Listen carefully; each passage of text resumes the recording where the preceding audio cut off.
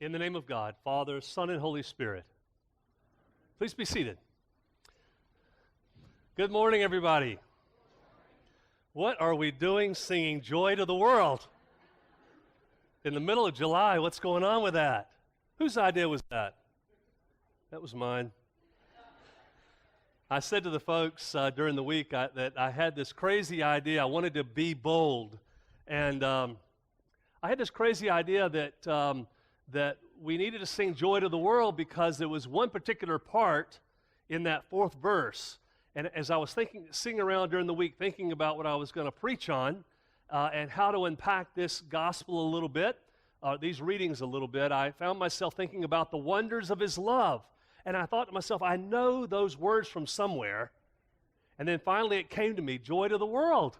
And so I thought we'd bring a little Christmas into July this morning and sing Joy to the World, sing about the wonders of His love.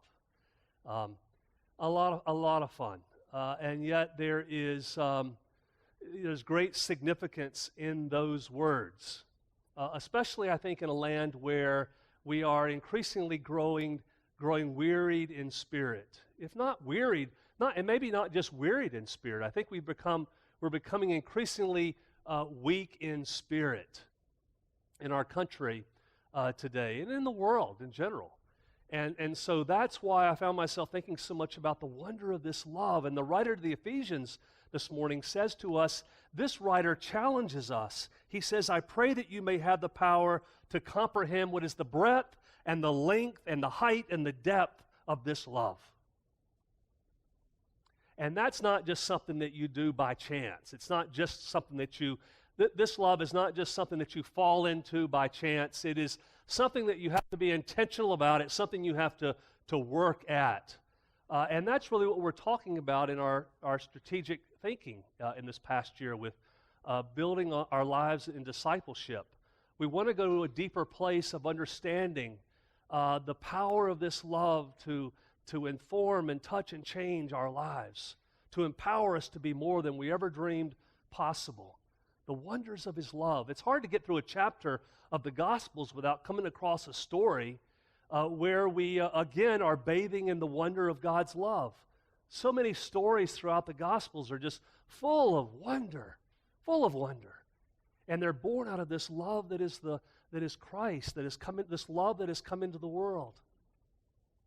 Well, given this weariness of spirit that I was talking about, I guess it was about 2 or 3 weeks ago, we were entertaining a devotional.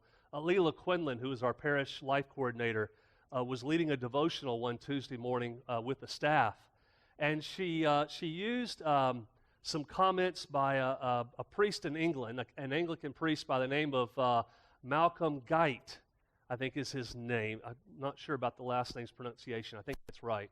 Malcolm Guite. He's a priest in England. He looks like, I was just sort of drawn right in, he looks like a mountain man, and he's got lots of hair, and he's a priest, he's a writer, a wonderful thinker, and something of a mystic, I think. And he really invites us to consider what it is that keeps us from the wonder of this love as a people.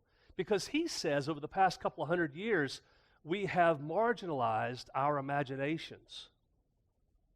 And increasingly, he would say, we are marginalizing our imaginations.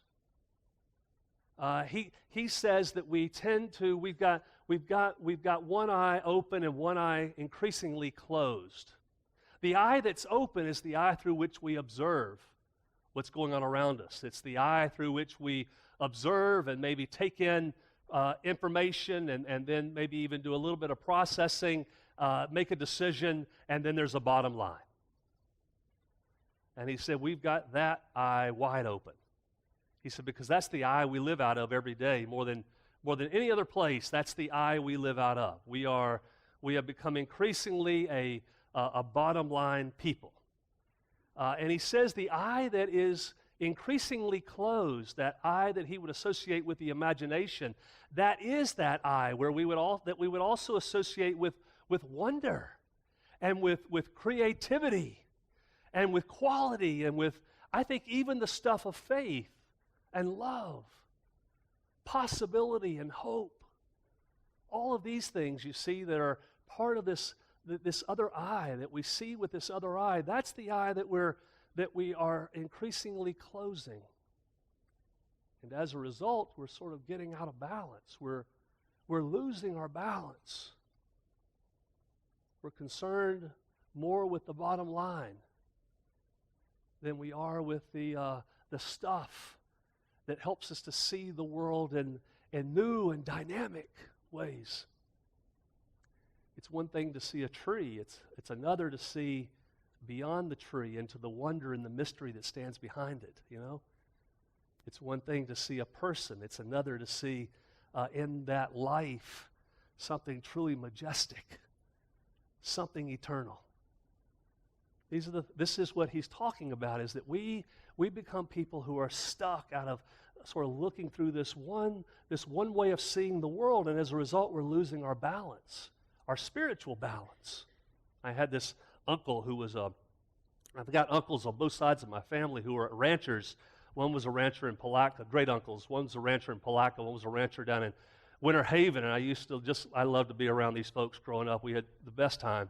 And but this one uncle, he had this guy that worked for him, and he had an eye knocked out by a steer, and he got this little lean on. He got a little lean going. I never knew why they called him lean. I thought it was because he was skinny. But he had this, they called him lean because he had, when he lost that eye, he just kind of favored the other side. So he kind of, and I thought to myself, that's the image. We've kind of got our lean on. And we're all concerned about the bottom line and the numbers and that sort of the measuring and the evaluating, but we have little concern for the things that matter most. We lost that creative edge, that sense of wonder and the power of love to inform every moment in our lives, every situation in our lives. That's the problem in the gospel this morning. See, this particular gospel, this story, by the way, is told in all four gospels. It's one of the only stories in all four gospels. It may be the only story, is it? In all four gospels? I think it may be. But this feeding of the 5,000, but it's different in John. In the other gospels, which is different from John, the disciple, it's not so much Jesus testing them to see what they're going to do to find a way to provide for these people out on that Galilean plain. A great throng of people. We're told thousands of people are out there, and darkness is pressing in. And so in the other Gospels, Jesus he doesn't test them. He doesn't say anything to them. It's the disciples who run up to Jesus, and with one eye closed, they say, we've got to do something to get these people out of here. We've got a problem. It's getting late, and we've got all these people, and we can't do anything for these people. Jesus, you've got to do something. Let's send them away. That's where we live. That's the eye. I can't really make a difference in this situation. I don't have anything to offer you. It is what it is. It's the bottom line. And Jesus says to them, well, what do you have? And then don't you know, I just think this was probably an extraordinary moment. One of the disciples runs up, and you can tell he's being hesitant about it. I'm making this up. But you can tell he's being hesitant about it because the other disciples are looking at him going, is this guy serious? They've got thousands of people, and this guy's going to go up and say, I've got 5 loaves and 2 fish. Can you imagine? Well, at least he's got this eye partially opened. At least when the others are making excuses and looking for a place to hide or get away from the crowd, at least he's offering something. 5 loaves and 2 fish. And Jesus says, is that all you have? And yeah, that's all we've got. Well, that should be plenty. Because when all that I have, all that you have in any given moment or situation throughout the day, in any given moment or situation where you give or bring to the table all that you have, regardless of how much it is, and whatever that is collides with God's blessing, Oh, the wonder of his love. When that collides with God's blessing, extraordinary things can happen. Extraordinary things can happen. Miracles can happen. When you begin to open that eye and see through that eye of wonder, oh, the wonder of his love. Isn't it so much more fulfilling to live a life like that? Isn't it so much more wonderful to go through the day? I drive my kids crazy because, anytime we're out in the yard, I'll say something like, did you really look into the flower? Did you really look into the... And my kids are like, Dad, stop. It's enough. You wear us out. Yeah. That's how they've been raised. And they really are kind of tired of it. It's okay. My tendency, you see, is to get out of balance the other way. I tend to get caught up in the wonder so much that sometimes I'm not so good at the bottom line. And we're all in different places. We're all in different places this morning. I'm a wonder guy. That's just kind of who I am. And you may be in a different place. And regardless of where we are, the point is I think that God wants us to find balance in our lives. But I think most of us, the balance is going to come from learning how to open that eye that gets in touch with just the magic of life again. The magic of life. So here's what I was thinking this week. I think that when we get up on Sunday mornings to say the creed, I think that's the moment when we can most get sucked again into that place of wonder and possibility and hope and miracle. When we say the creeds. And I realized in recent weeks, because I've had more people come up to me, it's amazing how this happens.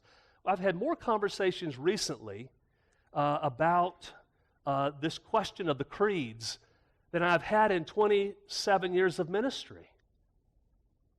More people recently have come up to me and have come into my office and said something like, Rick, I'm really struggling with a part of the creed, or I don't really believe that.